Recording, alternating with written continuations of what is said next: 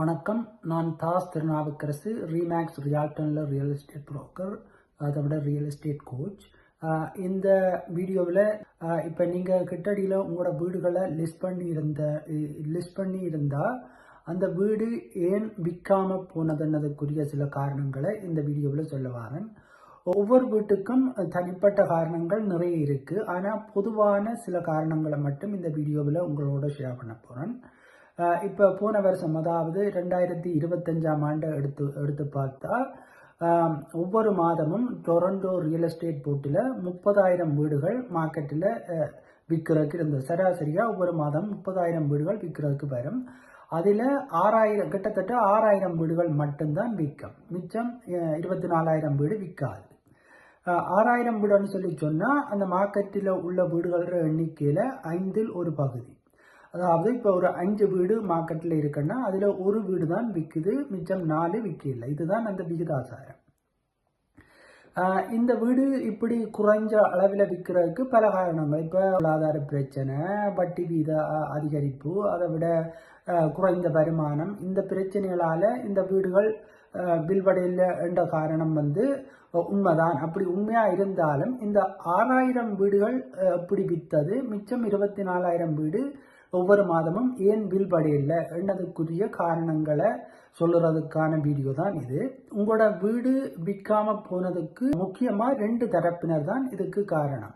ஒன்று அந்த வீட்டினுடைய உரிமையாளர், அதாவது செல்லர். 2வது உங்களோட ரியால்டர்.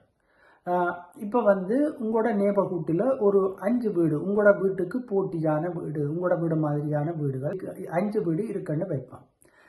இந்த 5 வீட்டில் இந்த மாதம் ஒரே ஒரு வீடு மட்டும்தான் விற்க போகுது, மற்ற 4 விற்காது.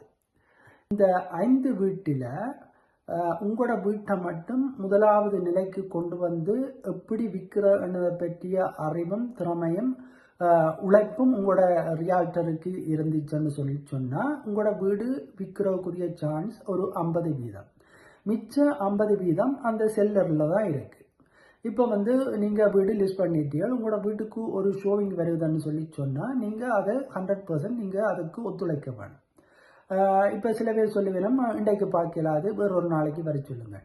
நீங்கள் ஒரு ஷோவிங்கை டினை பண்ணக்குள்ள அது பலவிதமான செய்தியை அந்த மற்ற தரப்புக்கு, அதாவது வீடு வேண்டவைக்கு கொண்டு போய் சேர்க்கும். அந்த பாயர் என்ன நினைப்பினும்னு சொன்னால் இந்த செல்லர் ஒரு சீரியஸ் இல்லாத ஆக்கள் நினைப்பினும், இவையோட விலையை நெகோசியேட் பண்ணுறது கஷ்டமாக இருக்கும்னு நினைப்பினும், இப்படி பல எதிர்மாறான கருத்துகள் உங்களுக்கு எதிராக அந்த மற்ற சைட்ல இருந்து வரும். சில வேளை வேறொரு நாளைக்கு நீங்கள் சொன்ன மாதிரி அவர்கள் திரும்ப இன்னொரு நாளைக்கு புக் பண்ணி பார்த்து அந்த வீடு பிடிச்சிருந்தா கூடி அந்த வீட்டுக்கு ஒரு ஒஃபரை அனுப்பக்குள்ள அவை இந்த உங்களோட ஃப்ளெக்சிபிலிட்டி, உங்களோட சீரியஸ்னஸ், இதுகளை எல்லாம் மனதில் வச்சுட்டு தான் ஒரு ஒஃபரை அனுப்பிவிடும். அப்படி அனுப்பக்குள்ள கிட்டத்தட்ட வந்தாவா போனா போகணும், விலையை சரியாக குறைச்சி அனுப்பக்கூடிய சூழ்நிலை நிறைய இருக்குது. அப்போ நீங்கள் ஒரு ஷோவிங்கை ரிஜெக்ட் பண்ணுறதால வரக்கூடிய பாரதூரமான விளைவுகள் என்னன்னு சொன்னால் உங்களோட வீட்டோட விலையும் மதிப்பும் பாதிக்கப்படும். இந்த வீட்டின் உரிமையாளர்கள் விடக்கூடிய இன்னும் ஒரு பிழை என்னன்னு சொன்னால், இப்போ வீடு லிஸ்ட் பண்ணி ஒரு 2-3 நாளைக்குள்ள ஒரு ஆஃபர் வந்த உடனே அவை நினைப்பினும் நாங்கள் வீட்டை சரியாக குறைச்சி லிஸ்ட் பண்ணி போட்டோமோன்னு. அதால் அந்த ஆஃபரை அவை எடுக்காமல் விடுவினும். சில வேளை அடுத்து வார 3-4 மாதத்துக்கு அந்த ஆஃபர் தான் ஃபர்ஸ்ட் அண்ட் லாஸ்ட் ஆஃபராக கூட இருக்கலாம். அப்போ ஒரு ஆஃபர் வரைக்குள்ள உங்களோட வீட்டுடைய பெறுமதி உங்களுக்கு சரியாக தெரிஞ்சிருந்தால் இந்த பிள்ளைகள் வராது. நீங்கள் உங்களோட வீட்டை லிஸ்ட் பண்ணிக்குள்ள உதாரணத்துக்கு ஒரு 3 ரியால்டரை கூப்பிட்டு அதோட விலையை அறையிறீர்கள்னு வைப்பான். உங்களோட வீட்டோட பெறுமதி ஒரு $1 மில்லியன் சொல்லி சொன்னால் முதலாவதாக வார ஒரு ஏஜென்ட் சொல்கிறார் உங்களோட வீடு ஒரு 900,000க்கு விற்கலாம்னு. 2வது வார சொல்கிறார், 2வது ஏஜென்ட் சொல்கிறார் இதை ஒரு 1 மில்லியனுக்கு விற்கலாம்னு. 3வது வார இன்னொரு ஏஜென்ட் சொல்கிறார் இதை 1.1 மில்லியனுக்கு விற்கலாம்னு.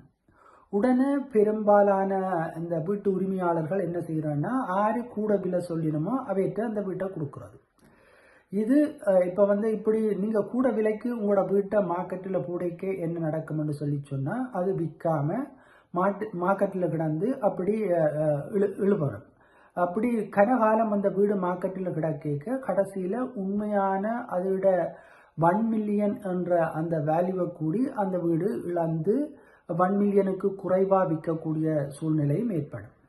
இப்போ 3 ஏஜென்ட்டை நீங்கள் கூப்பிட்டு அந்த 3 பேரும் 3 விதமான நம்பர்களை உங்களுக்கு சொல்லியக்குள்ள உங்களுக்கு எது சரியானது என்ற ஒரு குழப்பம் வரும். அந்த நேரத்தில் நீங்கள் அவை ஒரு விலையை சொல்லிடணும்னு சொன்னால் அதுக்குரிய ஆதாரங்கள் காரணங்கள் என்னன்னதை கேட்டு அவைய சொல்லுற அந்த காரணங்களை அடிப்படையாக வச்சு எது சரியான விலை என்னதை நீங்கள் தான் கண்டுபிடிக்க வேணும்.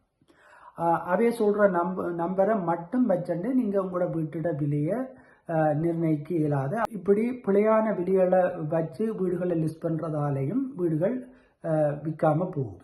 நான் ஆரம்பத்தில் சொன்ன மாதிரி ஒரு வீடு விற்காம போகிறதுக்கு ஒவ்வொரு வீட்டுக்கும் தனிப்பட்ட காரணங்கள் கிட்டத்தட்ட ஒரு 10-15 காரணம் இருக்கும். இதில் நான் சொன்னது சில பொதுவான காரணங்கள் மட்டும். நன்றி.